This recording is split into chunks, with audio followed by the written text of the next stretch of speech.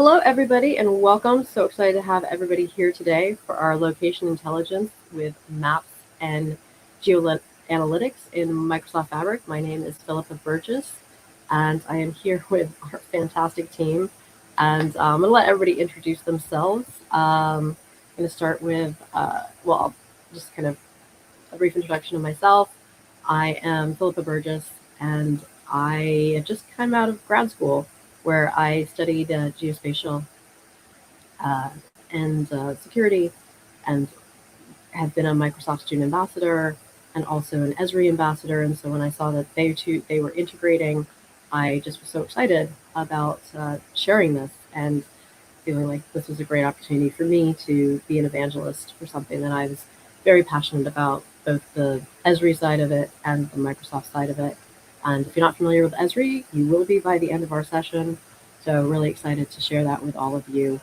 And then I'm going to go ahead and introduce um, our moderators. And everybody knows I'm still kind of learning everybody's names correctly, so I'm going to let you guys introduce yourself. Um, so I turn it over to, I'm just going to start with Thumb.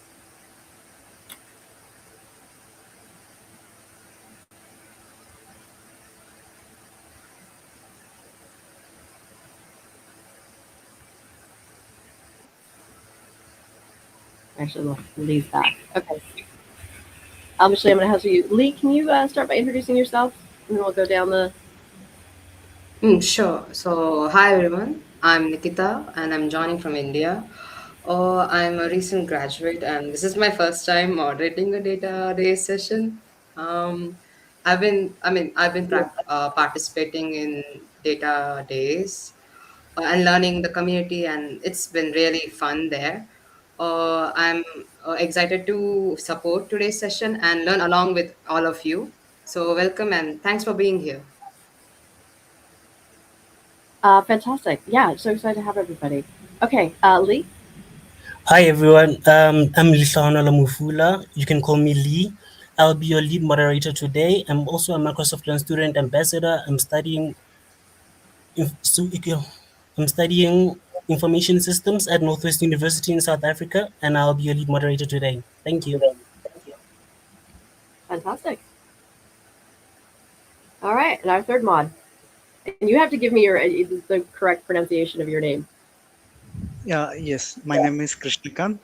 Um, I'm connecting from Bangalore, India, and I've been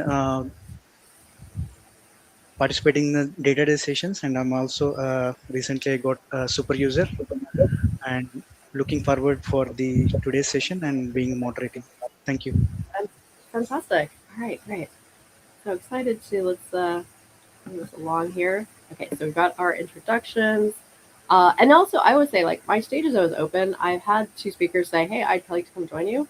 So I always say welcome. But I think there was, so I was like, if you're here, you're here. If you're not, you're not. This is my session. I definitely own this topic. I'm so excited about talking today. And with our great mods, we're going to have a great session. I'd love to know where everybody is joining us from. We've got a great live turnout. We have almost 300 people signed up for this event, which is amazing. And we've had 700 sign up over our series that we're going to be doing. So let's just talk about the context of why we're here. This is all part of Data Days. And Data Days is 60 days of data and AI, kind of running from mid-June to early August. It's a great opportunity to get certified. So they will have certifications for DB 600, 700, 800. This is a qualifying event. So if they say, have you been to I think you're supposed to be part of two events, and there's just a form you'll fill out. We'll drop everything in the links for that. But just know that this is part of a greater Data Days event for Fabric, and that there's over 100 sessions. There's study groups. There's the Data Viz World Champs. So lots of opportunities for you to get hands-on practice and build your portfolio. And then there's also there's the Fabric user group panel, and there's also lots of different user groups. I lead a user group, which is this is part of what we're here, is the location intelligence and security user group. So what we'll cover today, we're talking about why location intelligence belongs in Fabric. We'll get to know Esri and their ArcGIS Pro platform, which is kind of ArcGIS maps for Microsoft Fabric.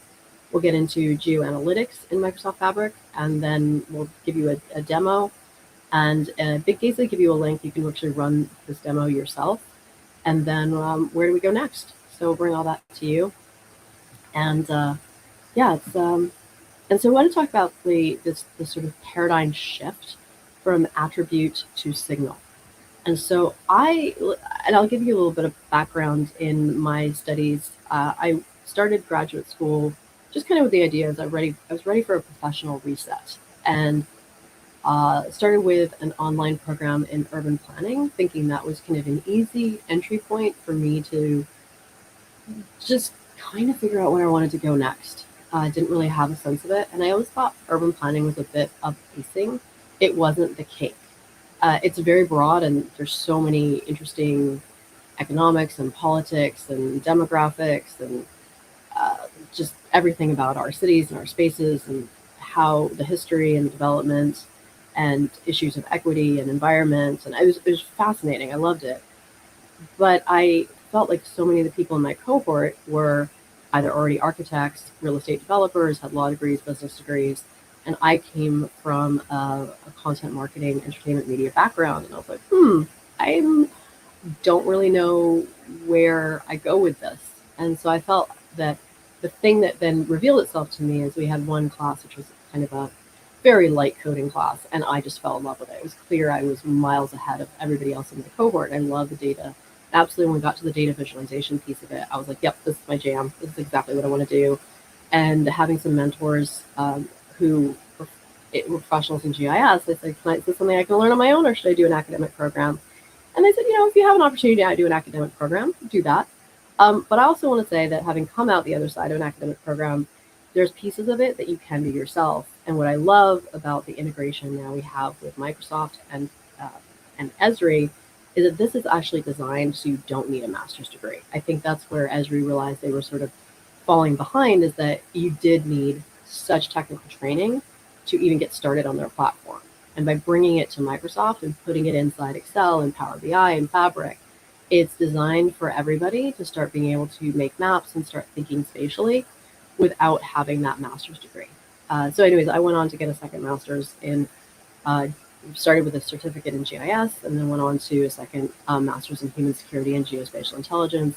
And then because I was doing a lot with government, realized that if I'm going to work with data, I'd like to know how to keep that data secure. And that led me to a third and final master's in cybersecurity. So now I'm done. But my favorite thing is teaching in the public square and bringing this information forth to everybody so that it's accessible, it's understandable, and I just like the tools are there for us to use. What's also nice about what we're going to talk about today is there's parts of it that require a enterprise license, and there's parts of it you can do actually on your own in a notebook that's not even part of Fabric, where you can still make maps. I have scripts that you can just do it in Colab, and at the end you'll have a data map. So there is wonderful ways which you can. And I do see a question. Yes, this is like all live streamed, so it's all there for sort of instant replay. And then we always kind of do like post-event resources, and I try to do some blogs and some places where you can get quick links and other things to sort of make it easy as well. But we love having you here. We love having you live. If you're able to join us live, it's fantastic. But if you can't or can't stay for the whole thing, we get it, and it's here for you. So with that, I just want to say that coming up through data science and data, it is very siloed. So people who learn spatial don't actually get into the Power BI and like really deep dive into the Excel, or even are introduced to the world of Fabric. Whereas a lot of people who come up in data science don't really learn about spatial sciences. And so and same thing, like I even feel like security, there's amazing whole ecosystem of the cybersecurity people. And I feel like they're so siloed. And I'm like, we all need security. We all need to be thinking. And when you get into data, you've got row level security, you've got governance. And so that's this whole series that we're going to be doing is going to be covering data and cybersecurity and location and sort of AI and sort of that mix of all of it. So anyways, the idea is you can now take a cell, it's on it's in your table, and you can really give it context. What are we doing here? What do we see? Where's this actually located? And so then this is why I'm so excited about bringing Esri directly into Fabric. So we're going to talk about the different tools that exist. So you've got ArcGIS, which again is Esri is a privately held company, and this is sort of their proprietary software, and their main platform is ArcGIS Pro. And so now they have ArcGIS Analytics for Microsoft Fabric, ArcGIS Maps for Microsoft Fabric, and ArcGIS for Power BI. There's even location tools inside of Excel as well. So the idea is, like, I just want to invite and encourage everybody to sort of start thinking spatially as a data scientist. So it's great to see that there's tools. And again, these tools range from high code to no code. And in the middle, you've got the low code version. So you've got, so your GeoAnalytics is going to be high code. ArcGIS Maps is going to be low code, no code. And same thing, like ArcGIS for Power BI is no code. So you've got sort of the spectrum. And same thing with like the licensing. There's going to be things that you can do with your general sort of Fabric license, and whatever capacity you've added to your Fabric tenant. There will also be things that are sort of enterprise grade. And we'll talk about that today. So for example, the GeoAnalytics, which is more of the enterprise grade, is in general availability. And the Maps is now in public preview, so it's free. So it's a great time to sort of jump in and take a look at that. So why location belongs in Fabric is that spatial patterns reveal what tables and charts cannot. Just like kind of looking at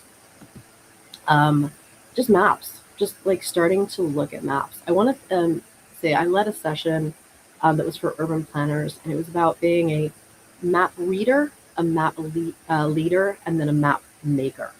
And I want you to think the same way as well, because being a map maker can take some time, and there is a learning curve.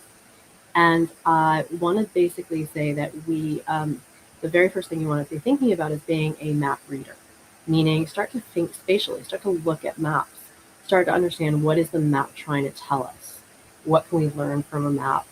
So just visually, you've got a city and sort of something sort of lit up here, kind of like, and you're seeing, and then on the right side you've got California, and you've got the 5, and obviously there's places where that are in red indicates like there's a problem here, and then yellow is like, okay, maybe that's kind of moving a bit more. We don't know what the data is reflecting, but the idea is it's telling us a story. It's trying to tell us something. And so looking at different maps, this one, I'll tell you exactly what the story is. This one is basically looking at a wind pattern for insurance risk, saying sort of for this hurricane, who is going to be impacted and at what severity of impact based on wind speed coming through this particular corridor of southern Georgia and northern Florida. And so there's all sorts of ways. And then you can also, with maps, you're looking at, there's a graphic representation of the data, and then there's the map representation of the data. And then there's points. So you've got points on a map that tell us where various locations are. So it could be where you have a retail location, or where you have a utility, or anything that represents, it could be buildings that were built before a certain year or built after a certain year. It could, they can represent anything. But again, when you can visually see it, there's so much more context that we can get from our data. Now, this data originally lives in tables or in shape files, which are unique to kind of GIS. What I love about this and what we're talking about today is that nobody here needs to be a GIS, which is either stands for Geographic Information Systems or Geographic Information Sciences. You do not need to be a GIS professional. That's what I love about this. You can actually just be the data scientist that you are, or the data analyst, and start to incorporate spatial thinking and spatial maps into your work and into your communications, and tell better stories. You can also track data over movement and time. So you get the terms spatial temporal data. So here, perhaps this is like ship routes. And you can see sort of different things as they move and change over a period of time. So there's so many cool things that we can do with maps. And Esri has been around, say, for about 50 years, more than 50 years. It was founded by Jack Dangerman and his wife Laura in the 1960s. and it is one of the largest proprietary software privately held companies, and they are the software we use to make maps. It's incredible software, and they also have what they call a living atlas, which is an amazing resource, and it's incredible, and it's now integrated with Microsoft. And so these are, and what the living atlas is gold standard data, so that is that you can use and access. But data exists everywhere, and there are already location data, whether it's the name of a country, the name of a state, the name of a province, the name of its coordinate system. There's data hiding for location data hiding in the data that you already use every day. But with Esri, you now are able to get absolute sort of enterprise level mapping capabilities. And you can also get basic mapping capabilities. Like I said, you can run a script without enabling any of the GeoAnalytics or the XGS map tools, whether you're using your notebook in Fabric or you're using a Colab notebook or a Jupyter notebook, or you're in wherever you are and you're running a notebook, you can create a map very simply. There's other tools like Geoda, and so there's fee and free ways to start making your maps. But yeah, Esri is what we're talking about. This is the software company that's, like I said, integrating with Microsoft and enabling all of this spatial analytics, again, natively into Fabric. So you can clean and transform the data, you can analyze critical events, you can define spatial relationships, and you can identify optimal locations. So there's just so much to do. We'll kind of cover that again today. So what changes? Like, why is this so exciting? It's because previously we had GIS systems were separate from business intelligence. Your data warehouse was siloed. You had separate security models. You had separate governance layers, and you had multiple teams and handoffs and delays. Now, integrated into Microsoft Fabric, the OneLake is one spatial data storage. The ArcGIS natively in Fabric notebooks. You get one security model for row level security, column level security. There's now one governance layer with Purview, and so your data, your AI, your maps can all be in one platform. And so location intelligence is no longer a GIS project, it's now a Fabric workload.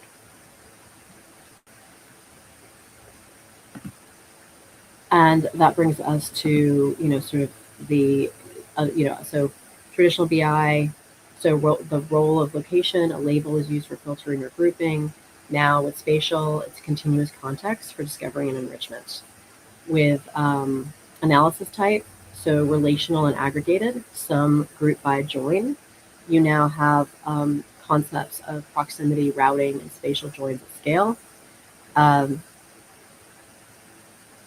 So visual outputs, flat charts and static shape maps are now layered, can be interactive topological maps. Enrichment is internal data only, manual data appends, and here you have living atlas and open data layers in OneLake.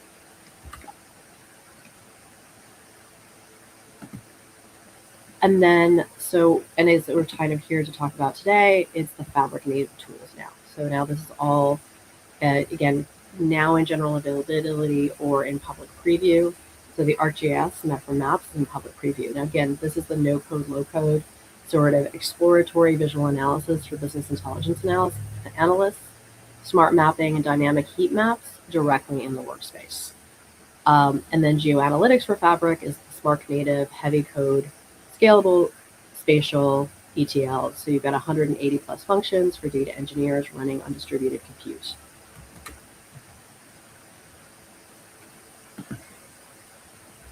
And so we're just a real quick recap as we we'll look at these separately in a moment, but just kind of before we do, kind of understanding what is the difference between the maps and the GeoAnalytics. So the ArcGIS Maps for Fabric, it's going to be a mapping workload in the Fabric Workload Hub. Who uses it? Analysts, data professionals, business users. How to use it? No code UI, connect, enrich, publish. Core capability, interactive maps and living atlas overlays. Output, Fabric web map artifact, which is shareable. And the status, again, is public preview, so it's free during this preview. And the ArcGIS GeoAnalytics for Fabric is going to be the Spark native Python spatial library. It's for data engineers and data scientists. You can write Python and PyScripts. It's PySpark in a notebook. We've got 180 spatial functions at Spark scale. It's enriched data frame and delta tables, and now it's generally available, so you will need a license for it. But again, when you're just getting started with spatial thinking and spatial maps, there's a lot you can do just kind of running your own notebook. Now, the nice thing here is you don't need a master's degree. It's nice of you, and you don't need to sort of be a GIS professional. What is great here is that you can sort of be exactly where you are and get some spatial concepts that you can bring into your work as a BI professional, as a data scientist, data analyst. So that's what I want to run through now, is grounding you in some key spatial concepts before we get into a bit more detail about the maps and the GeoAnalytics. And then I'll give you a demo, and I'm just going to run you through where the data lives, what that demo is going to look like, and then you can run that on your own. And then we'll kind of talk about what's next and where you take it from here. So key spatial concepts. So basically I'm bringing you a master's degree in 30 minutes. So when you think about maps, one of the things I want you to start thinking about is points, lines, and polygons. So you've got discrete locations. So what is a point? It's a discrete, it's a customer, it's a sensor, it's a store. So each is a row with a longitude and latitude. You've got lines. These are paths and connectors, routes, pipelines, ordered sequences of coordinate pairs. And then polygons are areas and boundaries, zip codes, sales territories, an outline of country, so polygons. So they're closed shapes enclosed in an area.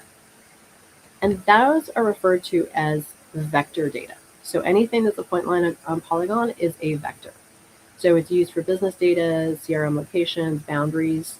So most of your BI work is going to happen here in points, lines, and polygons. And also I want to just sort of say, when you do a heat map, you are actually working with points. It's just a different visualization of it, but still vector imaging. Raster is different. If you may or may not have heard, I know before I started my graduate studies, I had not, of terms like remote sensing, or there's kind of IoT, Internet of Things. And that's all, or satellite imagery, drone imagery, any of that kind of analysis is based on rasters. So rasters is a continuous surface of grids of pixels. So yeah, you can use it for satellite imagery, elevation, climate. So it's climate heat maps are going to be more of a raster. So think of it as like a photo that lays over something. And then you're doing an analysis at a pixel level. So they're a bit of they're a bit different in terms of the analysis and how you use them. So pretty much as you're starting with this, you're going to be focused on the raster and just understand that. Sorry, you will be focused on vector and just know that raster exists.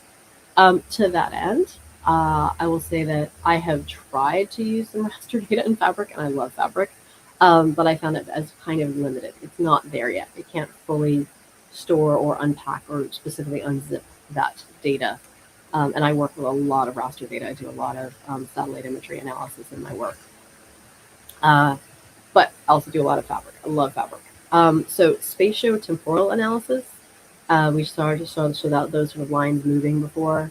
So you can also look at data and how it has changed over time.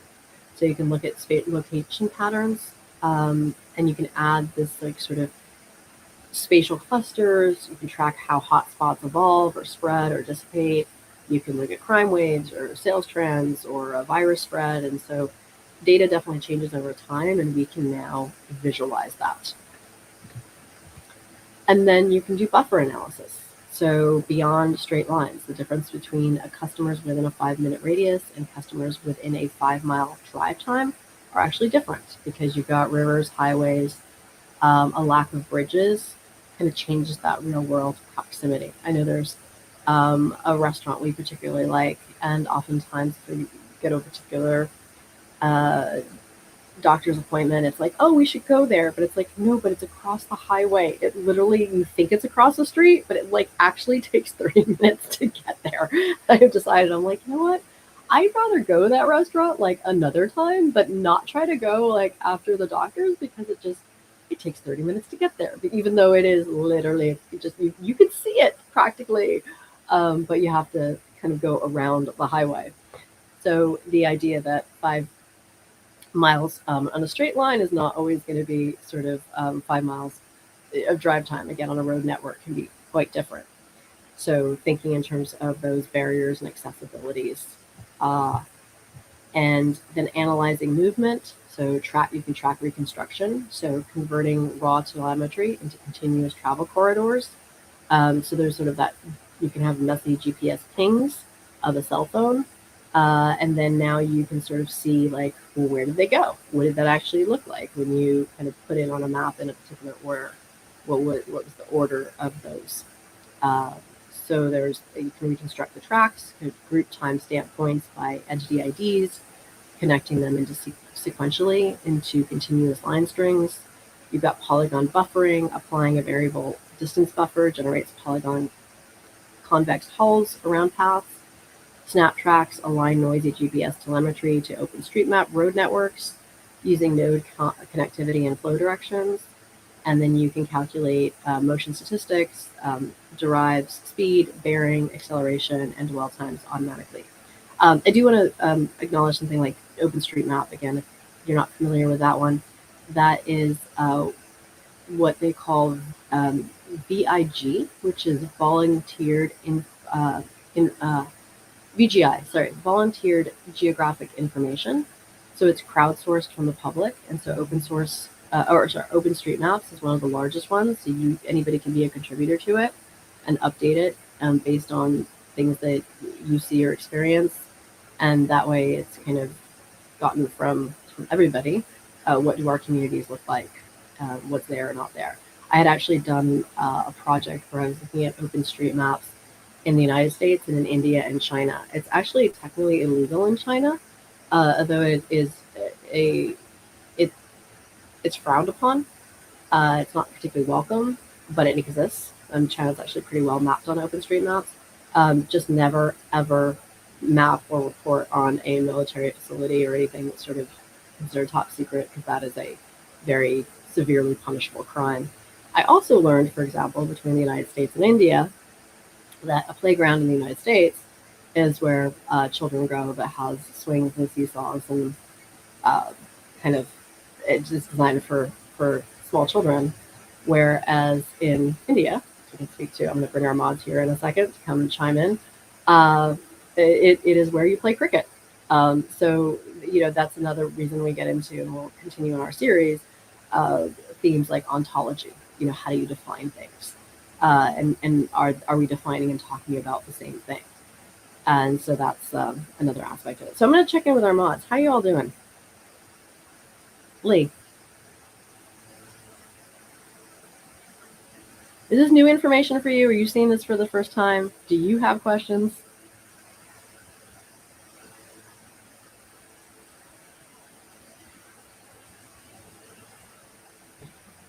None, none, none so far. All right.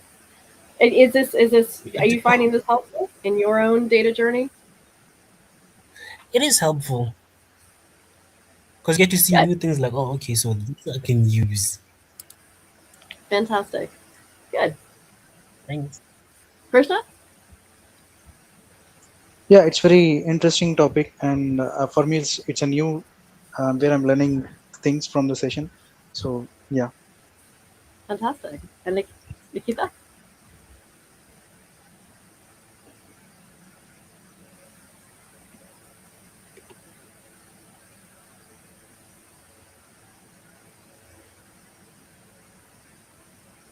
All right. If you want to pop in at any point, feel free.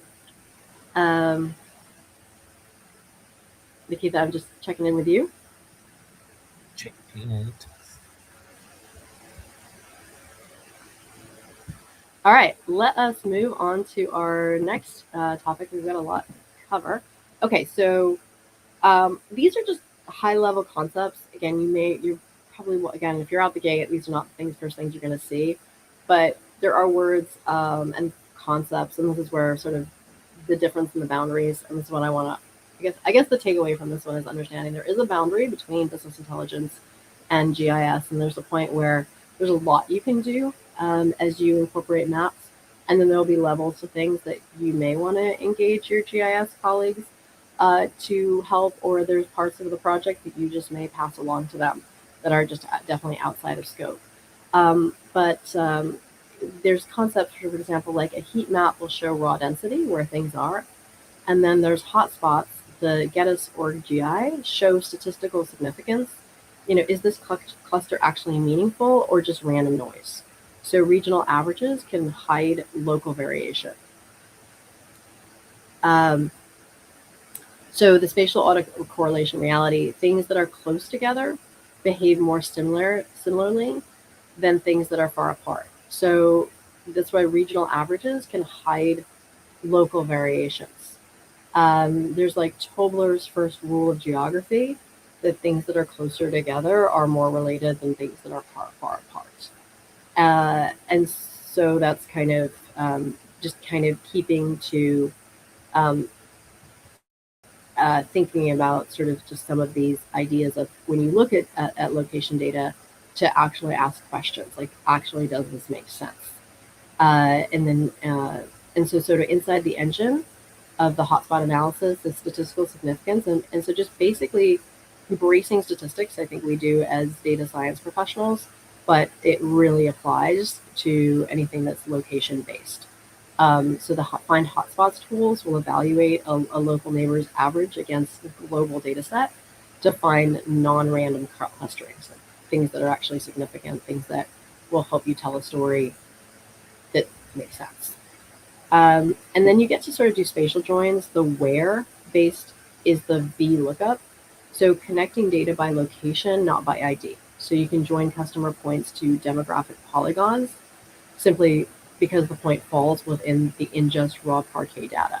So you're looking at sort of that ST underscore within or ST underscore intersects. So you can clean out out of bounds anomalies. So kind of get rid of like kind of the null. You execute ST within with a demographic polygon and write enriched data tables to one link. So this is kind of how you are joining your data, and you're joining it based on the location. The big thing that sets like anything that's I can call GIS or spatial data apart is the fact that we live not on a sphere, we live on a bumpy ellipsoid, and that requires measurement and obviously topography. We have peaks and valleys and oceans and all of the things that make our world unique in its shape. So we want to think in terms of how do we take a roundish globe and project it on a flat surface. The reality is when you do that, you're always going to have distortion. And you get to choose your distortion. So are you distorting the area, meaning things look larger? We see that on the, in a lot of the maps that we use. We distort the, or the distance is distorted. And so you just kind of have to figure out which one you choose. So every flat map you've ever seen is a choice. It is a choice that is made by the cartographer, because you cannot, you're taking a globe and you're just putting it on a flat map.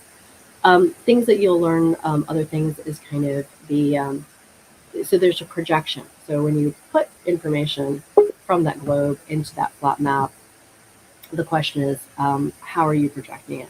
So one of the things that you'll sort of hear or come across is WGS 84. It's kind of a geographic projection, and it's sort of standard for web visualizations, and it's measured in degrees.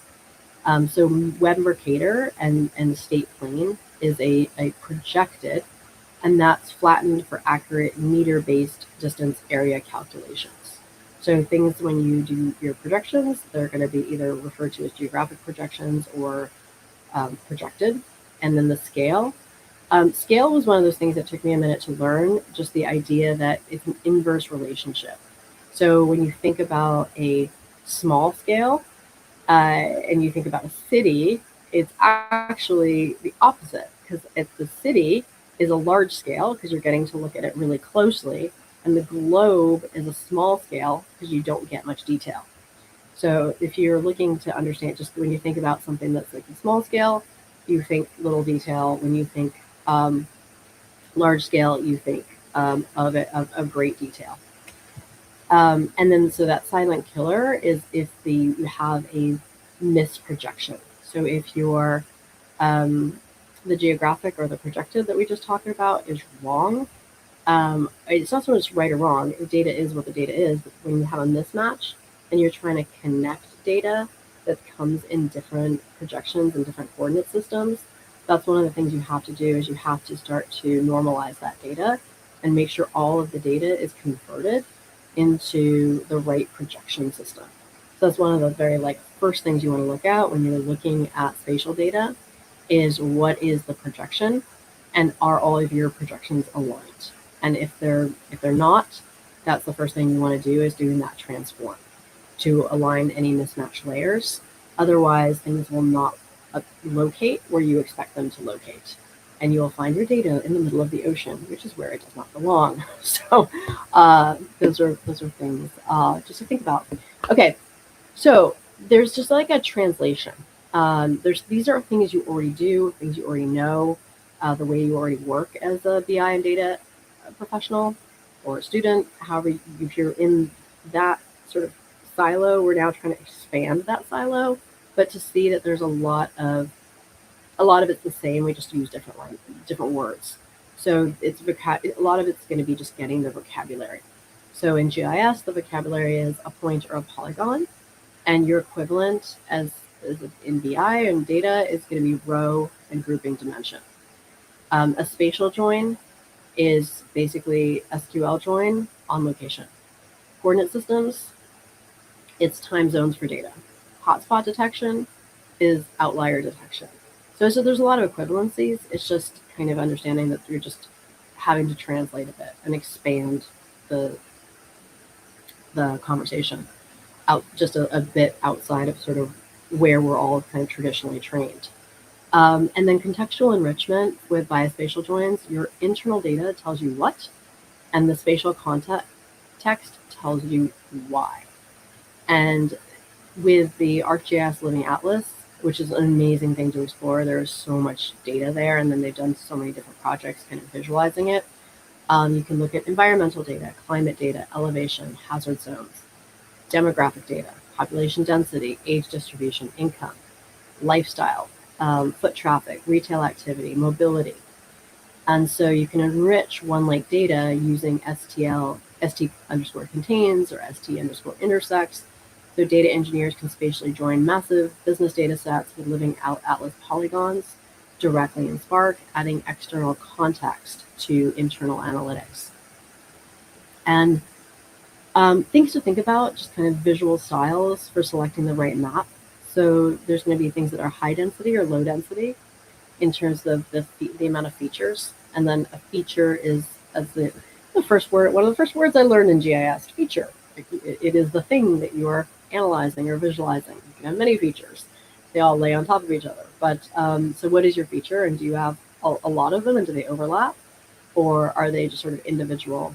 And so an example here in the under categorical in that sort of top left corner is the types, unique symbols. Distinguish assets by category, store types, or clustering. Do you need a chart? So you can do a dynamic pie chart cluster showing the category proportions at scale. Or you can do different size circles or different ways to visualize that data. And then on the right side, sort of numeric and ratio data, compare. So you can do bivariate maps where you compare the ratios of like sort of year 1 versus year 2 sales growth. And then heat maps are dot density, so that kernel weighted surfaces showing concentrations of numerical values. Now, again, we talked about heat maps are one of those types of data visualizations that can come from both vector data or raster data. In this case, we're doing vector data, where what you're looking at here would be a representation of points. Where do the points concentrate to create a dot density map? And spatial medallion architecture is similar to any medallion architecture you're going to have working in Fabric. So it just requires preparation. So your bronze is your raw, sort of the standard. So you want to standardize your coordinates to typically to WGS 84. And then your silver layer, you're going to enrich that data. So perform geocoding, execute spatial joins, filter anomalies, null island. And then gold is your business ready. So surface aggregated spatial features and layers for Power BI directly. And so with that, so your bronze is that ingestion, that silver layer is transformation, and the gold layer becomes business aggregation. So you've got meta-driven, so starting with the bronze, you've got meta-driven pipelines, pull raw geographic features into ArcGIS, REST endpoints, or Python APIs, and paginates, dynamic offsets, lands raw JSON binary geometrics into Delta tables.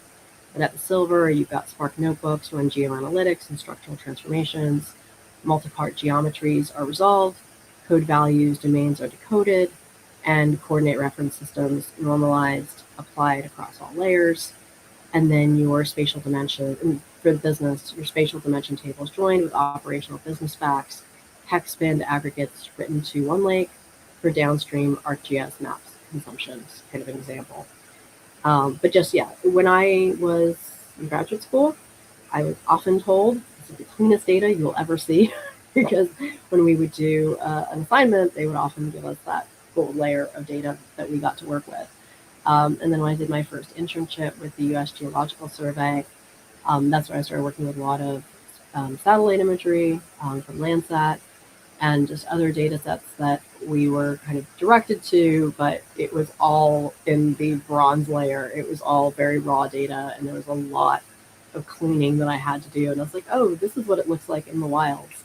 And I was really happy for that internship because I got to spend a year kind of wrestling and learning the limitations of the storage capacity on my computer. That's one of the limitations and something you really want to be thinking about is, and this is one of the reasons where that storage, and whether it's cloud storage or whether it's Microsoft Fabric, some of these data sets get quite large quite quickly. So you want to be very clear about what the limitations of your own compute is. Okay, so now we've got location AI, better decisions, AI models trained without location context are missing dimension.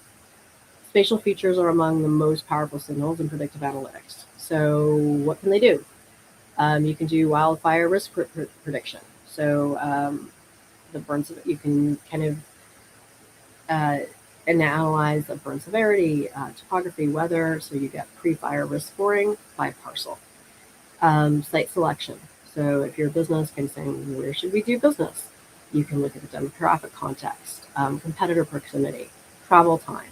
So it can look at optimal locations, or also, relative to your other existing locations. Security threat detection. So you can look for IP geolocation, VPN clusters, anomalous login origins, attack mapping. They also obviously any kind of security with events and things like that. They want to see it. They want to see the map. They want to see the space. Route optimization, real-time traffic, road network, delivery windows.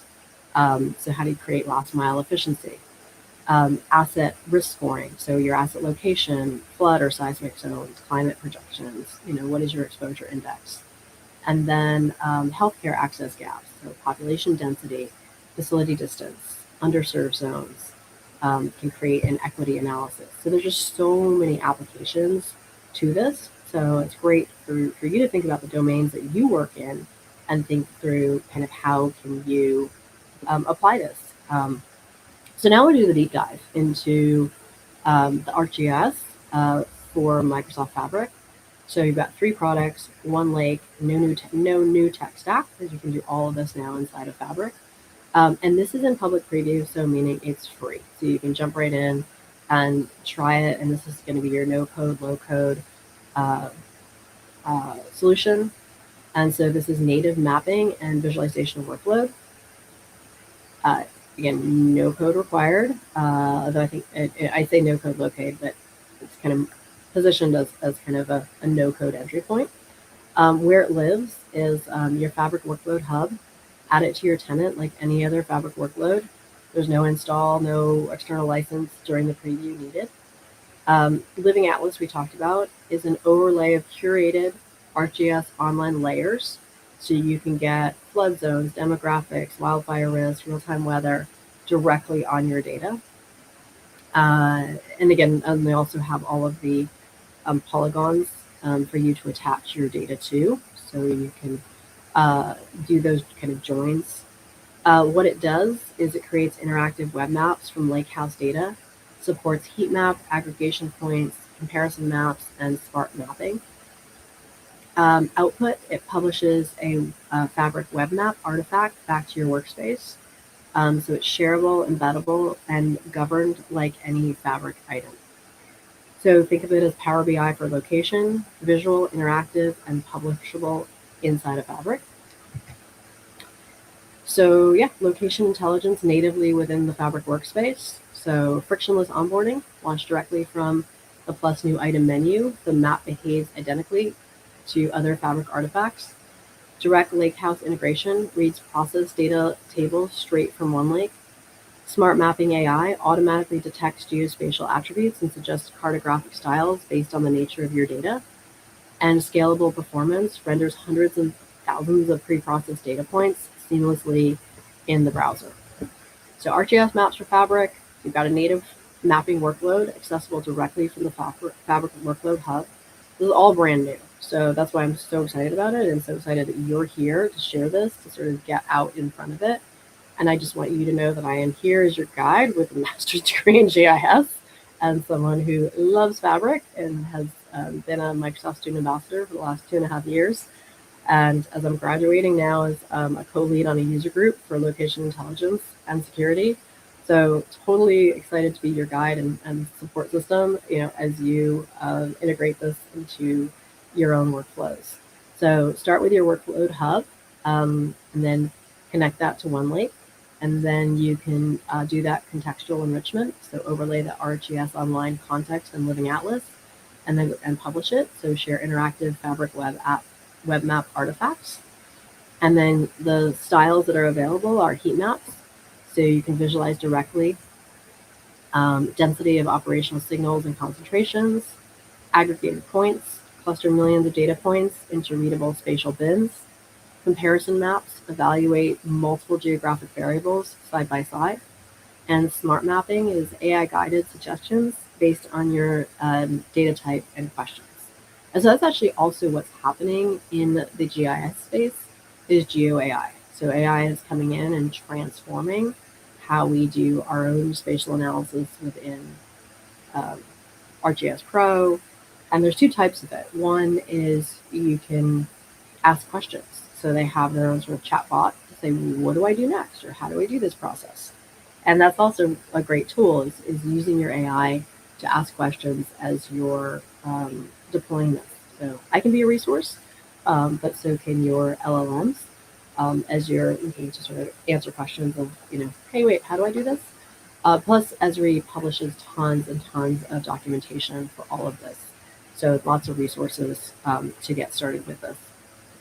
But then also, and for like deep learning, machine learning, there's so many ways that it can take data and process it. That's actually one of the things that I do a lot of work with, and I have a GeoAI course that I developed and trainings that I do based on my year-long internship I had with the U.S. Geological Survey, where I sort of applying a deep learning model to multi-year recovery of a couple of different wildfires and seeing how that are in the same climate zone and how they compare with different years. So one's a 20-year fire and one's a 7-year fire in terms of how long ago it happened and how that how they track each other in terms of recovery, and you can sort of then infer kind of where the climate was and and then compare that to real climate data, and then do predictive analysis and where do we think this will go next. So there's kind of just fun things you can do when you bring AI into all of this. But going back to the data, so enriching your data with the Living Atlas. So your internal business data is already half the story. So you have One Lake House, so customer locations, transactions, asset registries, operational event log, incident dispatch records, and IoT sensor readings. And then you can add that to the ArcGIS Living Atlas of the world. So environmental, you've got wildfire, flood zones, climate, elevation. Demographic, population density, income levels, age distribution, infrastructure, roads, utilities, critical facilities, boundaries, lifestyle, you've got foot traffic, retail activities, mobility patterns, real-time weather, emergency alerts, live IoT streams. So all sorts of ways that your internal data tells the what, and you can now add sort of more Living Atlas can tell you the why and the where it matters. And so using this sort of unified spatial lakehouse, no new tech stack required, multi-format interoperability in One Lake. So native reads, ArcGIS feature services, shapefiles, and shapefiles are kind of not the optimal, but I would say it's standard in GIS in terms of how location files are packaged. So you got your file, geodatabases, GeoJSON, ORC, and vector tiles. You've got GeoParquet integration, so explicitly spatial Apache Parquet formats, read directly without format conversion, and Delta Lake serialization, since Delta tables do not natively support spatial types. GeoAnalytics decodes JSON strings and WKT, WKB formats into recognized spatial geometries directly via PySpark and Scala. So that brings us, I'm going to just take a quick check in with everybody before we move to our next section. So hope everybody is doing well. Any other questions or anything that I can address before we move on to our next session? I check in with our mods. How's the chat going? Chat's pretty clean. All right. Well, I appreciate that. And yeah, so okay. So any if you have questions, let me know. I think part of what I'm wanting to do is, one, give you some language and some thoughts about spatial thinking and just the opportunity here. But I'm really excited to show you what's possible so that you can begin this journey and start to sort of integrate this into your thinking, into your workflows, into something that you're willing, you're wanting to take a closer look at and see what's there. Introduce it, not only to your own work, but to that of your colleagues and your teams, and see that there's quite a bit there. Oh, one more question for you guys. Where's everybody joining from? I see a lot of India in the chat. Where else? So, and I know we have our mods. We've got India represented, Africa represented. I'm here in the United States. So it's fun to sort of see everybody joining us. I love having these sort of very global stages. Okay, with that, I know we have a 90-minute session, so we've got half an hour to sort of wrap us out here. Let us continue with GeoAnalytics. Now, this offers 180 spatial functions, One Lake native, and it's been generally available since November of 2025. So the ArcGIS GeoAnalytics for Microsoft Fabric, this is a Spark native spatial computation library, 180 plus functions running inside your Fabric notebooks. Now there is a version of this that I have seen that I think the license starts about $1,000 a month. Could be more, maybe a little, but this is definitely like enterprise grade on some of this. But again, with a lot of this stuff, you don't necessarily need to start at enterprise. Your team will build up to that level of compute and that level of data storage and integrations when you're ready for it. So with all of this stuff, there's always kind of the free version of it, the modest subscription version of it, and then the we need to scale up version of it. So do not, when you look at all this stuff, if you see a price point that's a little intimidating, know that that's not where you need to start. There are other ways to kind of get what you need to get going, and then you can always scale up to what's needed. So here we are with the ArcGIS GeoAnalytics. It's where does it live? It's in Fabric Data Engineering and Data Science notebooks. It runs a Spark library, and import it like a Python package. The three core modules are the ST functions, which are geometry and relationships, the TRK functions, time sequencing tracking, tools, multi-step spatio-temporal algorithms. And we talked about spatial-temporal is that time over space, like what's changing, how things move and change over time. And what it does, it executes spatial operations at enterprise scale. So hotspot detection, spatial joins, buffer analysis, tracking, coordinate system transformations, and scale. So 59,000 pipeline road intersections analyzed in under 2 minutes, can be distributed across Spark Compute. And again, that's the generally available since November of 2025. So GeoAnalytics stacking reality over your OneLake data. So ArcGIS GeoAnalytics runs natively in Spark notebooks, so no separate install. You can do that hotspot and cluster analysis, identifying statistically significant spatial clusters, cold spots, an outlier in your data, spatial joins and enrichment, overlay data sets, pipelines versus roads, assets versus risk zones in under 2 minutes at enterprise scale, track and movement analysis, detect incidents from GPS data, calculate motion statistics, understand location change over time, and pattern and relationship mining, find what standard reports miss, proximity, containment, adjacency, and corridor analysis. And ArcGIS GeoAnalytics, Spark Native Compute, you've got 180 spatial functions across distributed clusters directly in Fabric Data Engineering. And your core modules are going to be geoanalytics_fabric.sql.functions. And that's it. ST is spatial relationships, geometry creation, and distance calculations. You've got geoanalytics_fabric.tracks.functions. That's the TRK. That's time sequencing tracking, duration, and speed. And you've got geoanalytics_fabric.tools. That's multi-step spatial temporal algorithms for clustering and summarization. And all of this code is available in various ways. And if you don't have all of it, your favorite LLM can definitely help. But Esri has extensive documentation to get you started. And a lot of times I will find that if I don't have a feature enabled that's in their sample code, I can just rewrite that code to get it to work with whatever I'm working with. For example, and we'll get into that next, is we're going to do a demo. I have done this demo with the free version, and then that free version became generally available and was no longer free. So I went back and I was able to rewrite it in a way that I could still run the demo without actually having that tool enabled. And that, I mean, it's a very, very basic data set we're going to look at, but the idea is that you don't have to have the full kind of enterprise grade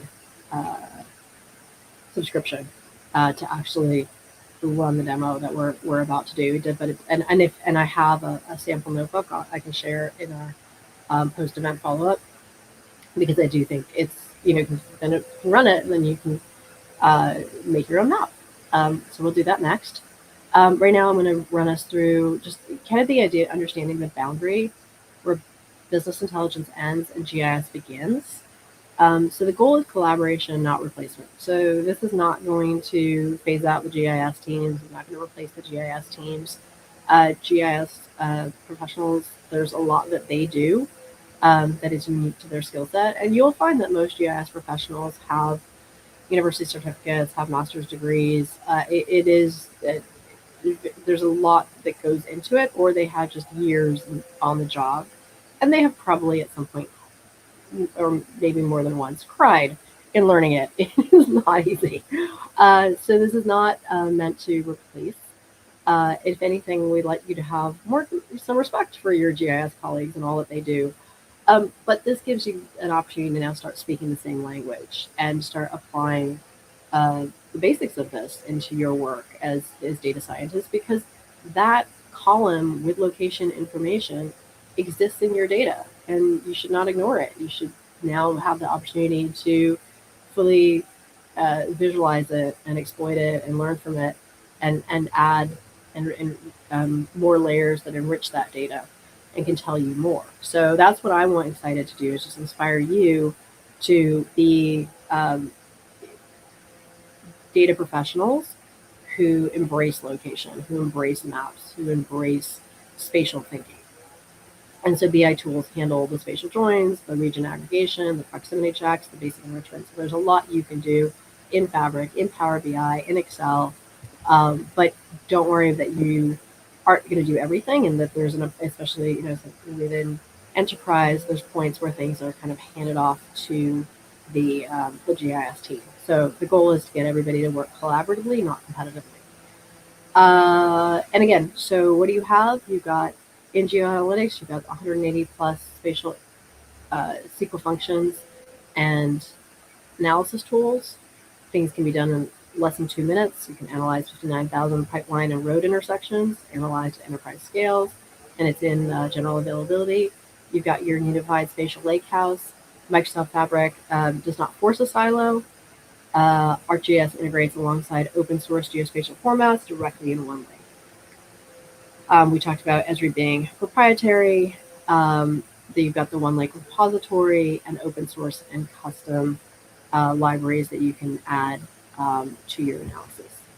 So you've got One Lake, leads to Fabric Runtime, Spark and GeoAnalytics, to Direct Lake, into ArcGIS Maps for Fabric and Power BI. So now you've kind of got that whole sort of foundation.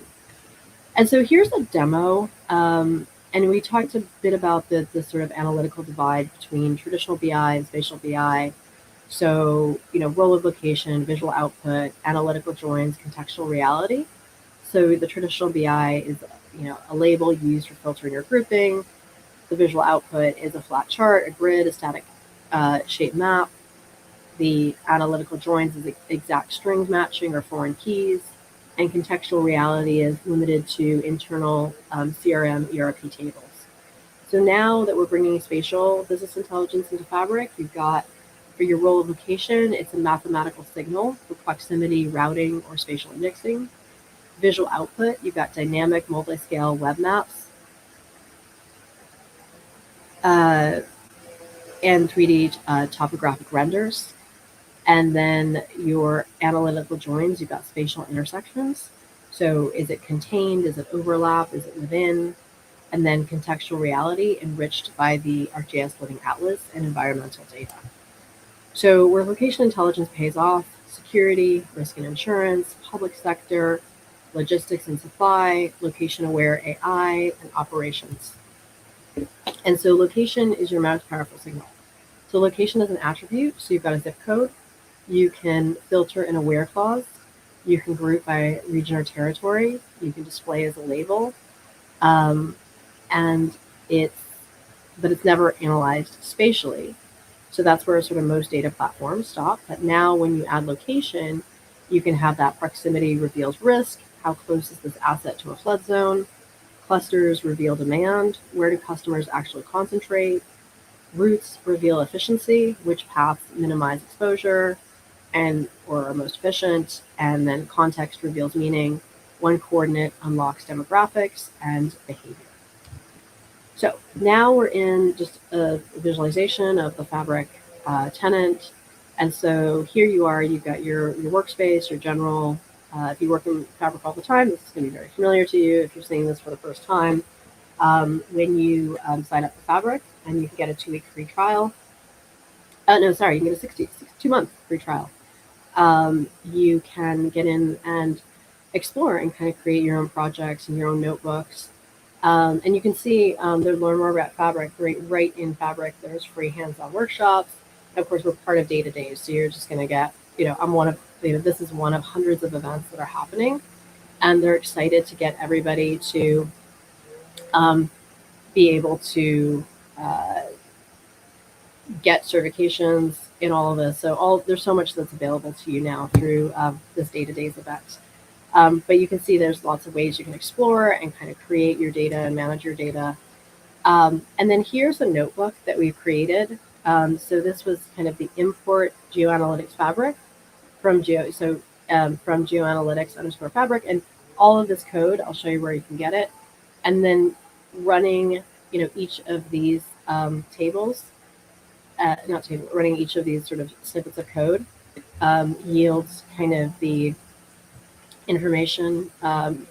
So we were able to use that to create this information about what county, what state, what's the population per square mile, and then what is the coordinates, what's the actual shape of that polygon.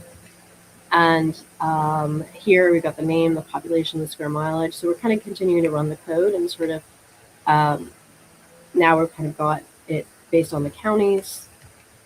And then we're able to do within the United States and the state of Georgia, you've got the counties by population.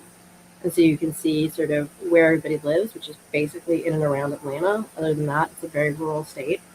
And you can see kind of where those highest concentrations of people live. Now, with spatial analysis, there's different ways to look at that data, organize that data, where you kind of break your data, how you want to visualize it.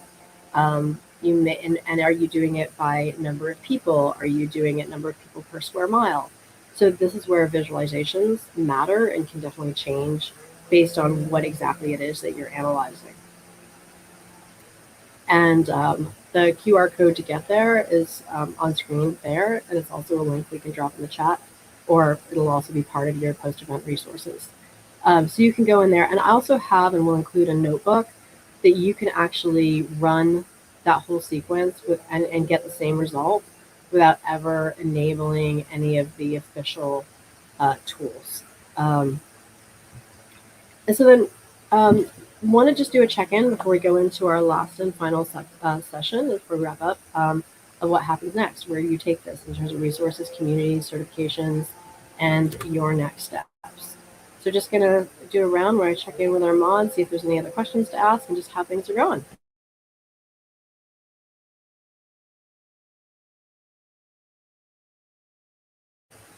Lee. Hi. Everything's kind of okay. No questions, no major questions. Just confirmations and asking about latest learn module released to the topic. That's, oh my god, I can't say their name. Gobenda Palm 68 just asked, is there any Microsoft Learn module related to the topic? And can you share a little, Ginger Bean and slash V asks, can you share a little bit about data extraction collection for GeoAnalytics? Yes, sounds good. Excellent.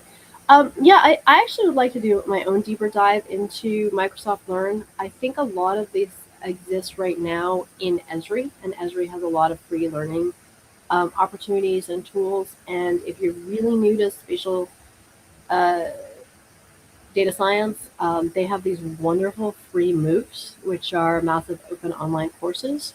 So they're a combination of async and async, and so they'll happen over kind of a 6-week period. And in that case, I mean, this is if you really want to do a little bit of a deeper dive, you'll get access to the Esri software. So outside of Fabric, just using the actual Esri platform. But it's a really great course. And even if you don't finish the course, even if you're like, I'm just going to check out week 1, it's kind of worth it. There's some really good information, and it really will just kind of take you further in spatial thinking. And they have different concepts, and they're all free, and they're offered throughout the year. And I do post kind of those schedules. I'll have a whole bunch of new ones kind of coming up and available in the fall. So I do highly recommend looking into the Esri learning. I think for spatial, you're going to get more. Now, as far as using Fabric and getting more out of Fabric, there is definitely quite a bit in Microsoft Learn. And I will look and create, actually, we've been invited as student ambassadors to kind of create learning paths we can share. I haven't created mine yet, but that's a really great question. And I welcome the opportunity to do that, to kind of give you more opportunities to sort of say, here's where you can kind of go to expand your spatial thinking. I'm not sure if you guys can hear it or I can't. I literally have landscapers like outside my window, so I do apologize for that. Um, okay, so let's get into licensing ecosystem We have a few limitations. questions. Oh, we take them. Yes. Okay, I have a few questions from Krishna Kant. I hope I'm saying it right, Adeshvi. He's asking you what are the best practices for optimizing map visuals when working with large geospatial data sets?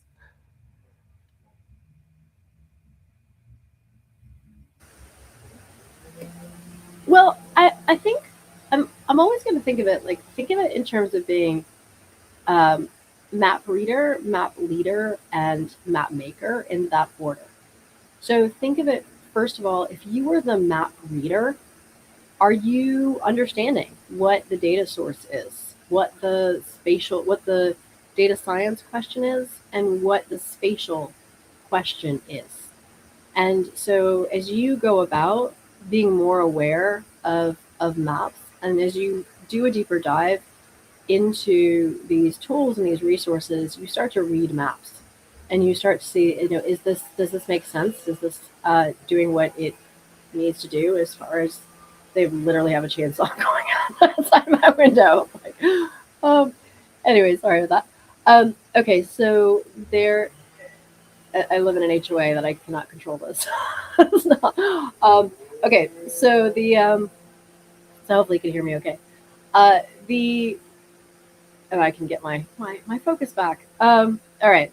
So when it comes to map making, just think of it. Look at anything from the perspective of your audience.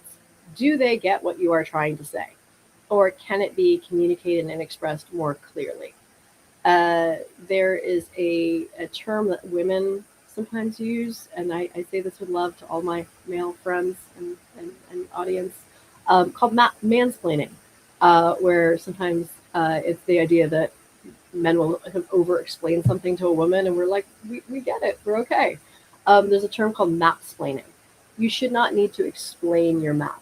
So do not map splain. Your map should speak for itself. Your data surrounding your map, your legends, everything should be as clear and clean and understandable to your audience without you having to look over their shoulder and explain to them what you're trying to communicate. So when you sort of say, how do I make this as effective as it can be? Ask your audience, what they're getting from it, which goes to the next point, which is map leader. Because the point of a map, if you're putting all this time and energy into creating a data map, is for a leader to make a decision, for a team to discuss it and say, okay, now that we see it, and we can see it visually, and we can see it on a map, what are we to decide? What kind of decisions are we going to make? And how effective is the map you created able to help those leaders or that management team make decisions? And then the map maker part of it is where you get into the details of actually creating and making the map. And so I would think of it in those perspectives of being a map reader and then looking at a map from your reader's perspective, and then being a map leader and looking at the map from your leader's perspective, and then being the map maker is where you get into all the details of how you actually made your map. Does that answer that question? I must hope. I hope it does. Well, it has to. It's very clear indeed. I've also have another questions from him, but they're fabric related. He's asking, can you share one example how geoanalytics in fabric have been applied to solve real world problems? And how do you see AI enhancing location intelligence in fabric over the next few years? What skills should data professionals focus to get started with maps and geoanalytics in fabric? And the last one is, how does Microsoft Fabric integrates spatial data with traditional business intelligence workflows? That's a mouthful. But should I repeat? I think we just need to break them down one at a time. So just yes, throw them at me one at a time. Okay, let's start. Can you share one example how geoanalytics in Fabric has been applied to solve real-world problems? That's the first question he gave me. Okay, and I'm going to say that it's a two-part. I'm going to break that into it being a two-part question because I think that the very first question is how does GIS or how does spatial data science solve real world questions? I think the second one is in Fabric. Fabric is the tool. Fabric is where we store data, where we process data, where we can now enhance that data through access to Esri's tools. But I think to answer the question of how has spatial data helped solve real world problems, Esri is an encyclopedia of that. I will be attending for my fourth year the Esri User Conference, where we get to spend 5 days plus pre-conference stuff, so 7 days, um, looking at case study after case study after case study of how spatial data science solves real world problems. It solves it for business. Any question you want to ask about performance or future or risks, especially climate risks. Are any of our facilities, any of our data, any of our employees at risk for any kind of environmental um, flood, fire, hurricane, wind damage, tornado? Do we have gaps in food availability, food distribution? I'm speaking to the United States, but I'm sure this applies to the world. There's things called food deserts. You can look at people and say, do they have access to grocery stores or farmers markets or locally grown produce? Like, are people getting what they need in terms of medical health and accessibility? You can do it for route planning. If you have a delivery service or any kind of sales agents on the road, are they optimizing, their time and their routes? You can do it for any kind of planning or development. Uh, Retail stores, everything from foot traffic to competitors to weather. What are the drivers behind the things that are happening in your business, and which ones can, again, back to the decision making part. How can we use this information to make better decisions?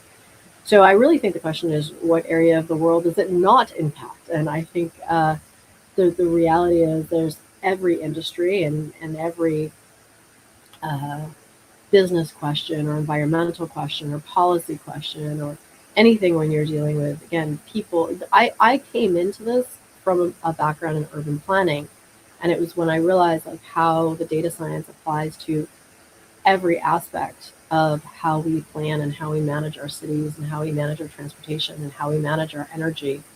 If you think about just from a basic urban planning problem, the issue is that we as people require energy. We need energy to move our vehicles. We need energy to keep us warm. We need energy, but energy is expensive to produce. Energy is dirty to produce. And so that's the biggest conflict, of just being human. And so once you have that kind of tension between a clean environment versus an energy environment, same thing. Like we want clean environments and healthy forests and uh, you know, care for animals and all of the environmental factors, but we also need jobs and economy. Jobs and economy, like I said, go back to that. It's not always the cleanest business to do business, but we as people need energy.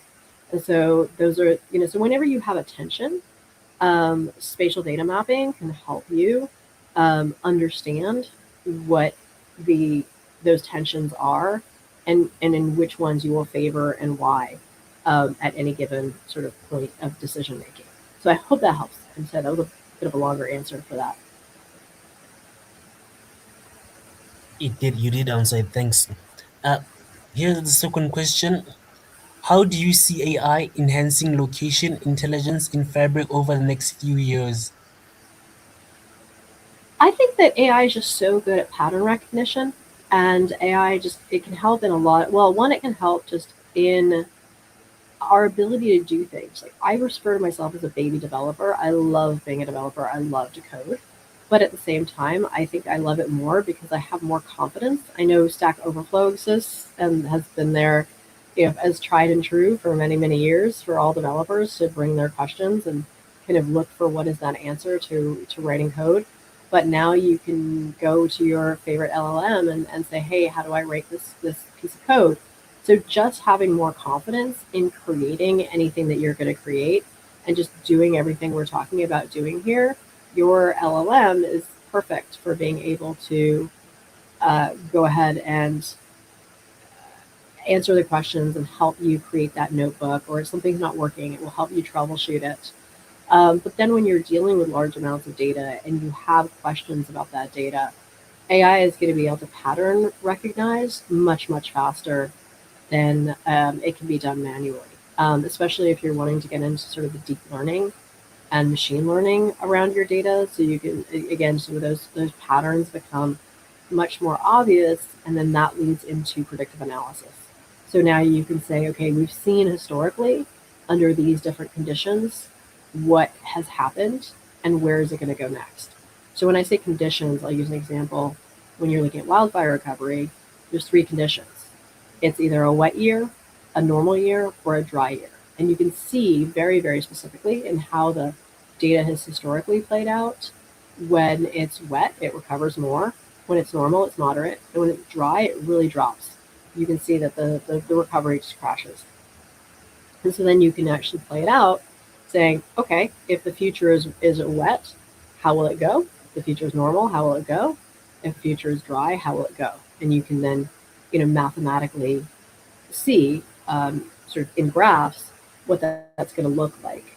So predictive analysis is going to be a big part of it, of how GeoAI, I think, will sort of be able to uh, take all of this further.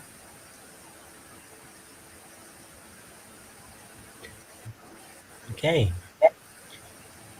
So the next question is, what skills should data professional focus on to get started with maps and geoanalytics in Fabric? I think one of the things is just not being afraid of it is my biggest thing. I think that in the way that I see that we are brought up in our different silos, there is this idea that, oh, that's someone else. I don't do that. Someone else does that. And I want to challenge that and say, no, you can do it too. And to just start by learning the language. So we've all seen them, but we may not have had language for what is that type of map that has polygons on it, that has different concentrations of color. That's a choropleth map. We've looked at today heat maps. We've looked at today, and then there's topographic maps. There's thematic maps. So starting to learn the language of maps is a great place to start, and that's where some of the Esri tools and documentations and some of their MOOCs are really not designed to sort of again make you into sort of a full-fledged GIS professional, but they are designed to help you get familiar with the terminology so it's not so foreign to you, and that you can start to equate the terminology with like, oh, that's the same thing as I already do as a data scientist or a BI professional. It just has a different name for it. So I think that's one of the parts of it is that to not be afraid of it. That's why, to me, if you've never run a notebook that's created a data map, I have that notebook for you. You can run it, and you don't even have to run it in Fabric. You can run it in Colab or VS Code, and then you've made your first data map. So I think that the big thing for me is just don't be afraid of it, and then being showing up here, being part of this conversation, is a fantastic first step. Building your community of people that you can go and ask questions to, and finding your tribe of people who are interested in that. That's why we created our user group, so that we can all kind of approach this together and answer these questions together and create community together, so that we're finding the application, finding the tools, and working through it, and that you're not sort of stuck with any blockers.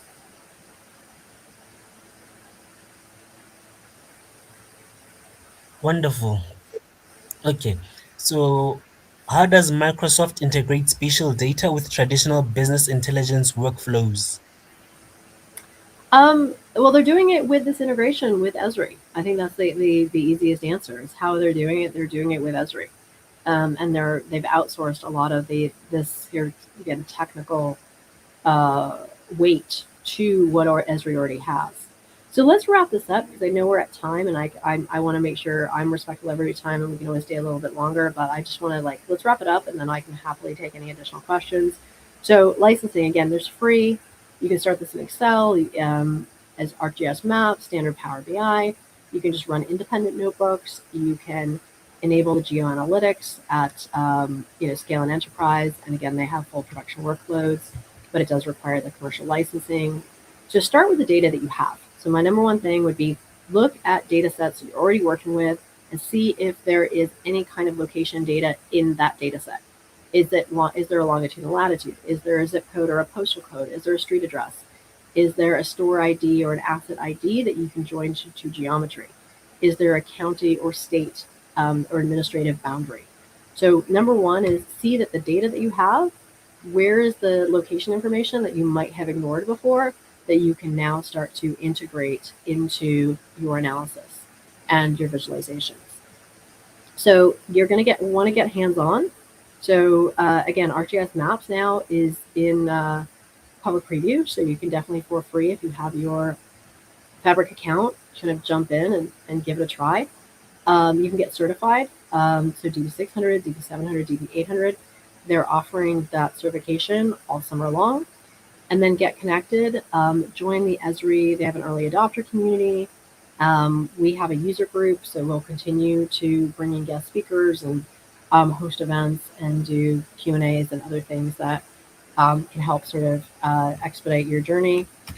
And then again, so you're going to start with look for spatial data in the data that you already have and the data science and analysis issues that you're already addressing. Use the tools where you already work: Excel, Power BI, Fabric. Again, is there a spatial layer? Python, you can do Copilot, Power Query in Excel. If you don't already know Power BI and Fabric, definitely go deeper there. And then you can work through GeoAnalytics learning paths. I'm going to pull out and find in our post-event resources some of the very specific Microsoft Learn modules and some of Esri's tools. And then there's a lot of other resources I can also point you to. But a big part of it is start learning the language so that it's comfortable for you. So seek, join, engage, start mapping.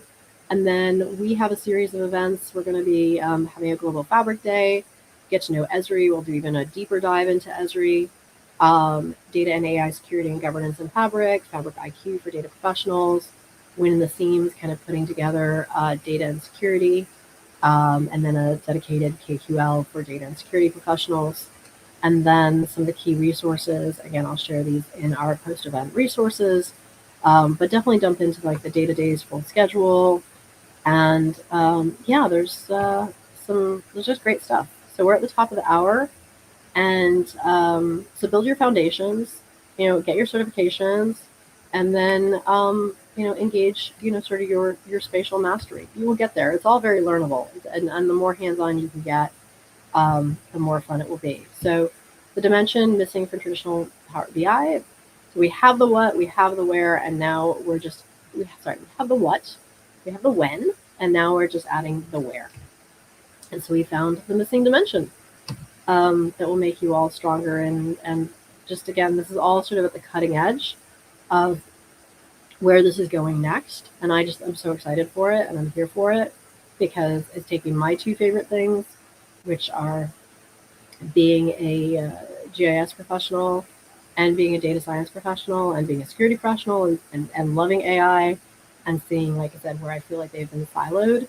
Now I think there's just such an exciting opportunity to bring this all together. So with that, I'm going to formally close because we're at the top of the hour. So anybody needs to jump. Thank you for joining us today. Loved having you here. Look forward to having you join us for more of our summer data day events. Look out for some of the post-event resources. I want to thank all of our moderators, and I will hang out for a few moments and take a few more questions.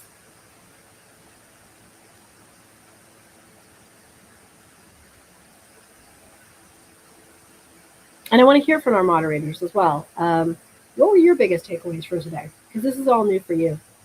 I know you guys are data science professionals and students in data science, data analytics, BI. But what were some of your biggest kind of takeaways from today?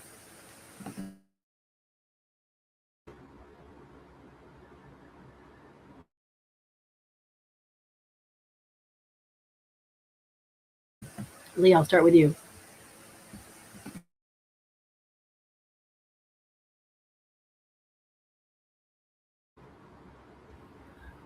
I've actually learned a lot that we're able to integrate this and use it in real life practice as we can integrate it. And there's a lot of frameworks and libraries to use to help us integrate it into our own platforms.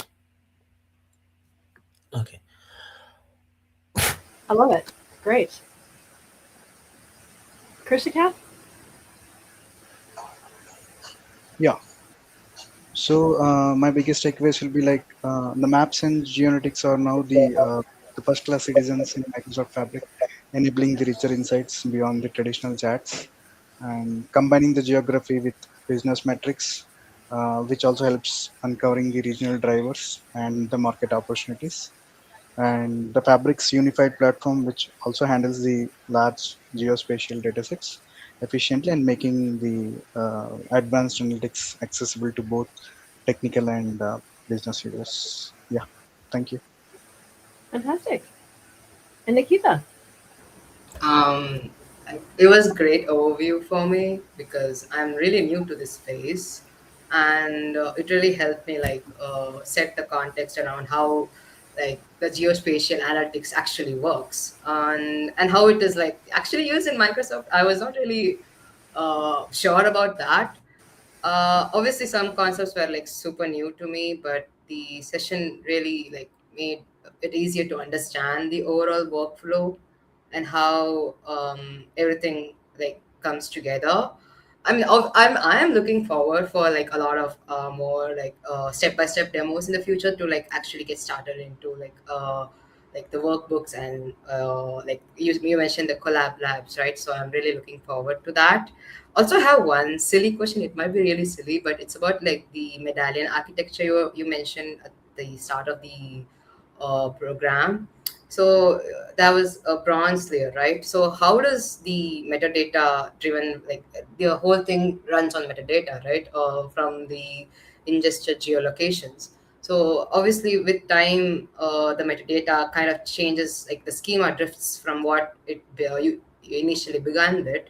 So is there anything like that automates this like process to like adjust the whole architecture for this metadata changes, or is it something like we have to do it on our own? I guess it really metadata is so important, and it really is key to understanding how useful your data is, where it's sourced from, how reliable it's going to be. So I mean, we use a thing called Arch. So there's ArcGIS Living Atlas, which is the gold. Like, I mean, it is the platinum standard. It is the gold. It is the best standard that you're going to have for uh, data that comes with the full metadata. But with a lot of other data that we use, like for example, we have access to sort of ArcGIS Online, which is just where other people post data that you can use. But I will tell you that the metadata there is greatly lacking. So as far as I think you were asking kind of how AI can help with that, sometimes I just think about like how helpful AI is in terms of like I can just put a lot of information in and I can ask the AI to help me organize it, just answer questions about it, clean it, help me prepare it for documentation. Uh, and inside of Fabric, how does it help in terms of metadata? That's a wonderful question. I actually think we could do a whole session dedicated to metadata because I think metadata is one of the often ignored and perhaps arguably the most important piece that goes with, uh, well, any kind of data, but especially spatial data. Because you do need to understand where it came from. I mentioned briefly VGI, volunteered geographic information. On one level, like that can be so valuable because people at a street level all around the world are contributing data, but it's patchy because they're having to do it as a volunteer out of their own motivation. So it's not so much when you look at VGI what's there. You have to be very conscious about what's missing. Where are the gaps? What are they not reporting? And the same. And so you have to, if the data is collected from sensors, it was like, well, were the sensors and why are they there? Where were the sensors not? What's missing? And that's actually another sort of spatial data science concept. Well, you get that concept in statistics, anyways. But interpolation is where you only have a handful of points or data, and then you have to sort of guess based on what you have, can it figure out what's not there and fill in the gaps. So for topography, for example, you've got hills and valleys. You only have a few points, but if you give it enough points, we did another one which was also sort of bathymetry, which is depth of the ocean. And so you had certain depth points, and then can you guess and create a map of what it's going to look like without that other information. So yeah, metadata is huge, but like I said, a lot of data comes with what's there, but then you have to take that extra step to sort of understand, well, what's not there.